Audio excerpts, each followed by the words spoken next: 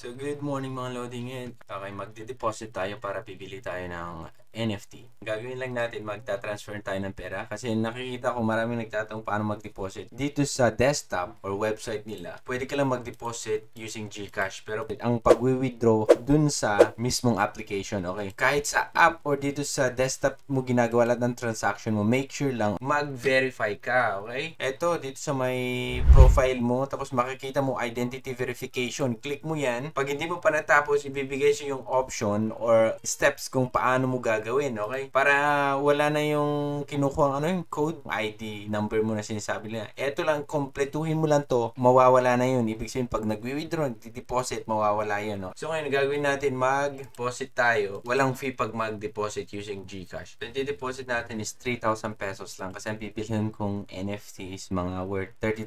So, gagawin natin, punta tayo dito sa GCash. 30, ilagay mo dito sa may USDT. USDT ang kukunin mo. Kasi yung mga iba, nag-purchase ata sila, Bitcoin lang pinili nila. Kaya nung bumili sila ng Bitcoin, may mga nagre-reklamo eh. Bumili sila ng mataas yung price ng Bitcoin. Ngayon, pabagsak, sabi nila, nawawala yung pera nila. Kasi nga, bumabagsak yung price ng Bitcoin. Okay, napaka-volatile niya. Unlike sa USDT ni stable or USDC. So, pag nagta-transfer ka at mataas pa yung bibili mo, pwede mo munang i-transfer dito sa mga stable coin kasi kahit anong mangyari, konti lang yung diferensya kung sakaling tataas o bababa ang mga stable coin. Okay? So, pili natin USDT. Lagay natin ang 3,056. Ngayon, GCash. Okay, walang transaction fee pero meron ata silang i-charge dun sa kabila. So, yung ginagamit nilang third party na application para i-transfer yung pera. Confirm natin. Ayun. Siligyan na natin yung number natin. So, my code na sinend. 916989. So, 6354 ata yun. Ayan. Pay na natin siya. Okay, antayin natin. Action completed. After the payment, service provider confirms your payment. Ayun, andun na agad. So, meron tayong pinasok na USDT. Ayan, ito yung USDT na to. Okay, so ngayon, ang gagawin ko is convert natin yung USD natin sa ADA. So, meron tayong 56 na available. Sabihin natin 33 to ADA. So, tignan natin. Pag pumunta ka dito sa wallet mo, makita mo yan, may ADA na tayong 72.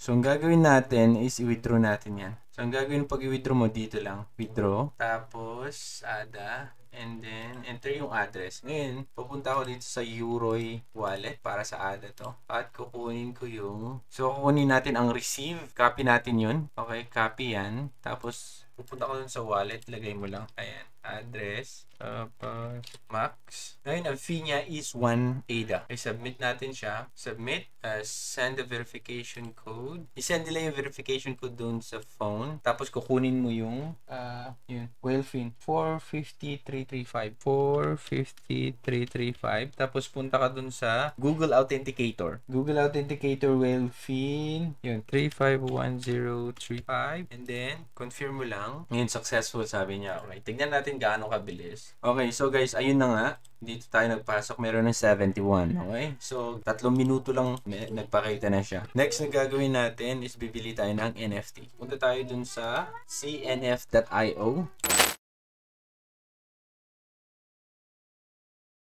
So ngayon mga lodi, ang gagawin natin, itatransfer ulit natin yung coins from Yoroi papunta dito sa Nami wallet kasi nga wala palang Yoroi na tinatanggap. Itong 71 na ADA, isa-send natin dito sa Nami account. So first, copy natin yung address, copy. Then pupunta tayo sa Yoroi wallet. Ito yun, Yoroi wallet. And then, send natin address. And then, send all. Sabihin mo, next. Ano yung password natin dito? Check natin kung tama to. Send. Okay, successfully sent. Sabi niya, antayin natin kung magpapakita na sa Nami. Yan ang gagamitin natin. Okay. Punta tayo sa Nami account. Tignan natin gaano kabilis. Ayun, meron na 70. Okay. So next, gagawin natin, punta tayo dun sa cnft.io. Okay, link natin yung wallet natin. First, kailangan natin mag-login yung Nami. Daming mga pasikot dito Mag-login lang ako dito sa Nami account ko. Yan, nag-login na tayo. Meron tayong 75. Hanapin ko lang yung bibili natin, okay? Nakuha lang tayo ng isa. Siyempre, piliin natin yung pinakamababa. Okay, so ito na lang yung babilhin natin. Mga 50 ADA siya. So, meron tayong 71. Tandaan nyo ito na this asset has a royalties associated. So, every time purchase ito, meron pa rin mapupunta sa creator na 2.5%.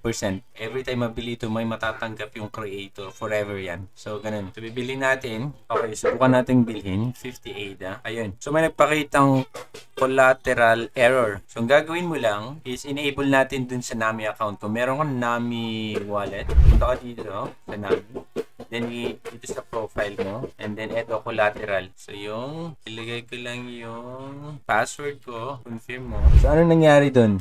5 ADA is napunta sa collateral. Bakit? Kasi nga, parang nilagay mo lang as a collateral to support the network. Pero, pwede mo ding makukuha yun o pwede mo ding tatanggalin. So, ganun, para mawawala yung error. So, ang gagawin na natin, bibili na natin. Bilhin natin ito ng 50 ADA. 1, 2, 3, 50. Okay, sign in. Your password sa Nami. And then, let's wait. Boom. Pending your transaction has been submitted to the blockchain. You will be notified once it was successful. Tignan natin. Dashboard. Ayun. So, meron akong punk. ADA.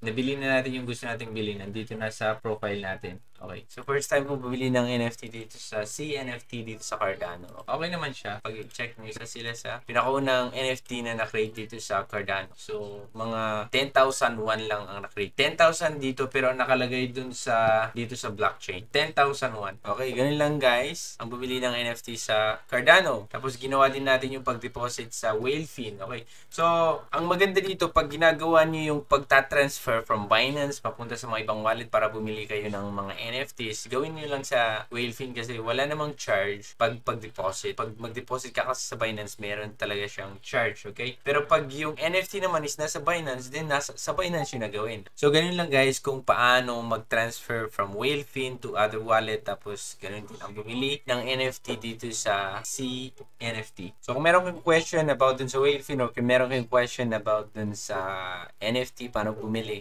then comment nyo lang dyan sa baba. Okay, hanggang dyan lang muna mga Lodi. Ako si Torogi and thank you so much for watching.